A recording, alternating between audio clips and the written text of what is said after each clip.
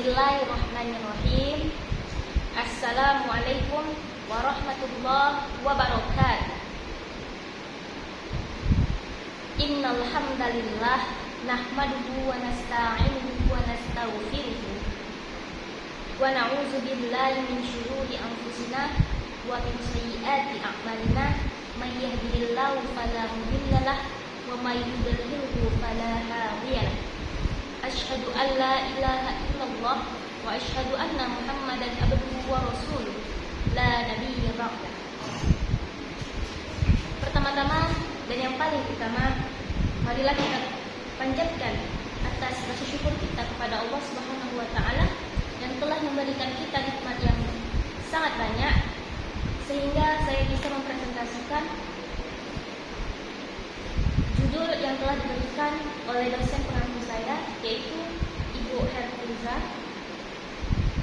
Alhamdulillahirabbil alamin.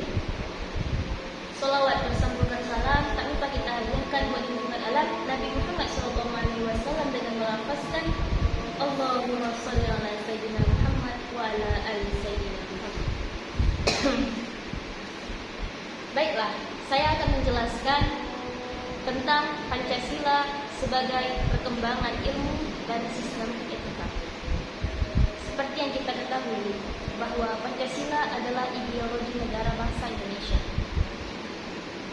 Pancasila sebagai dasar negara memiliki kedudukan fundamental dalam berbagai aspek kehidupan kita, termasuk sebagai landasan nilai-nilai yang terkandung dalam 5 Pancasila yang berbunyi yaitu ketuhanan, kemanusiaan, kesatuan, kerakyatan, serta keadilan. Pancasila ada 5, yaitu ketuhanan yang Maha Esa, kemanusiaan yang adil dan beradab, persatuan Indonesia, kerakyatan yang dipimpin oleh hikmat kebijaksanaan dalam permusyawaratan perwakilan, keadilan sosial bagi seluruh rakyat Indonesia. Seperti yang kita ketahui bahwa Pancasila adalah landasan bagi bangsa Indonesia.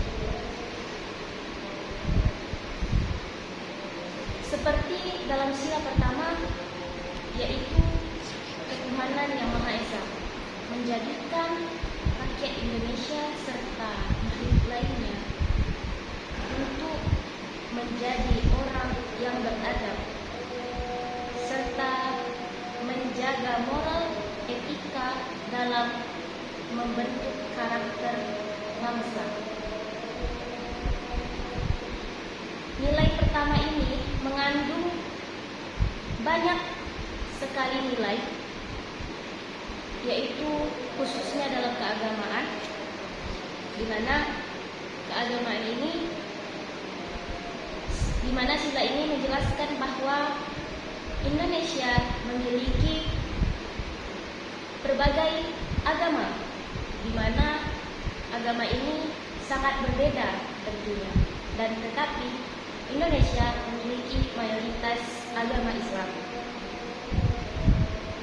Nah, jadi di sila pertama ini kita sebagai rakyat Indonesia dianjurkan dan atau diharuskan untuk menjadi orang yang bertoleransi dalam antara sesama agama. Tetapi kita sebagai orang Islam tentunya tidak harus mengikuti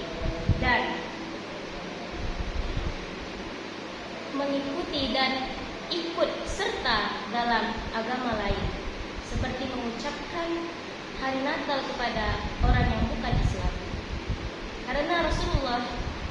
Karena Allah berfirman, yaitu lakum dinukum waliyadin. Jadi bagimu agamamu, bagiku agamaku.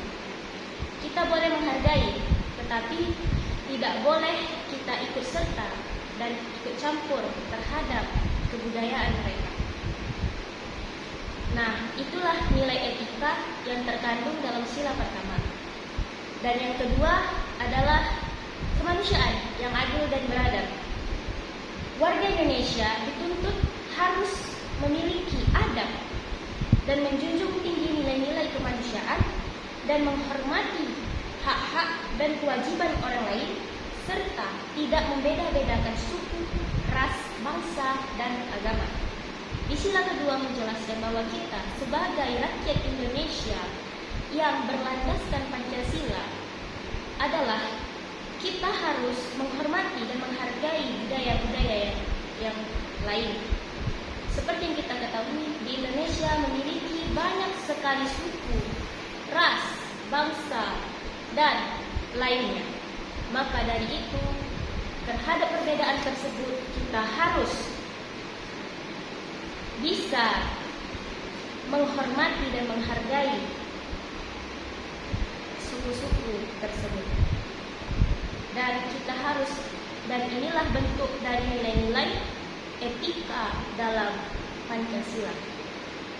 Serta selanjutnya, yaitu di sila ketiga Persatuan Indonesia, di mana nilai ini membahas tentang persatuan atau kesatuan terhadap bangsa Indonesia.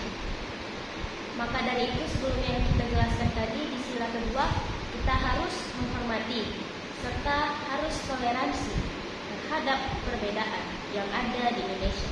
Dan sila ini kita menjelaskan dan mengajarkan kita supaya kita sebagai Indonesia harus mencintai keberagaman Indonesia, harus mendorong persatuan dan kesatuan Indonesia agar menjadi Indonesia yang satu dalam tujuan Pancasila ini. Pancasila yang sila ketiga ini bertujuan untuk kita harus saling bersatu. Tidak boleh ada antara pecah belah antara pihak ke pihak lainnya. Di sila ketiga kita harus bersatu dalam satu tujuan, yaitu menjadikan Pancasila sebagai landasan moral, etika di dalam kehidupan kita sehari-hari. Dan di sila keempat yang berbunyi kerakyatan yang dipimpin oleh hikmat kebijaksanaan dalam permusyawaratan perwakilan. Jadi, warga Indonesia dituntut untuk memusyawarahkan, mufakat dalam penyelesaian masalah, menghargai pendapat orang lain, serta melaksanakan hasil musyawarah dengan sepenuh hati. Jadi apabila ada penyimpangan atau ada perbedaan dari pemikiran atau pendapat yang lain, dan apabila pendapat itu banyak disetujui dengan kalangan lainnya, maka kita harus menerima pendapat tersebut, karena kita harus saling menghargai terhadap penyelesaian masalah dan pendapat orang lain. Dan tak lain juga, yaitu terakhir adalah sila kelima, yaitu keadilan sosial bagi seluruh rakyat Indonesia. Nah, jadi Indonesia atau warga Indonesia harus dituntut atau harus mencapai perbuatan adil pada siapapun tanpa pilih kasih. Menghargai hasil karya orang lain dan tidak membedakan seseorang dimanapun karena status ekonominya dan jabatannya. Maka kita harus adil apabila kita sudah menjadi orang-orang besar nantinya. Kita tidak boleh karena dia saudara kita atau karena dia orang kaya, kita lebih mementingkan dia, padahal dia tidak layak untuk dijadikan seorang pemimpin. Maka dari itu kita tidak boleh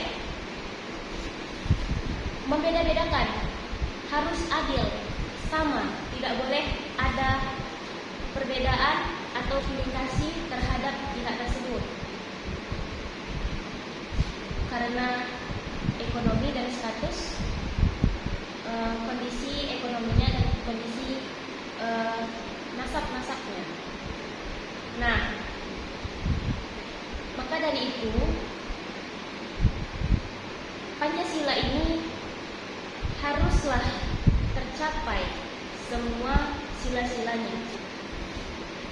jika sila-sila ini tercapai atau sudah membentuk suatu forum yang bagus, maka Pancasila ini sudahlah berhasil dalam di kehidupan kita sehari-hari. Jika kita terapkan Pancasila ini, maka kita akan menjadi orang yang berguna nanti. Baiklah, cukup sekian penjelasan dari saya. Apabila terdapat kata yang salah, tentunya itu adalah proses dari pembelajaran saya. Lebih dan kurang saya mohon maaf. Wabillahi taufiq wal hidayah. Wassalamualaikum warahmatullahi wabarakatuh.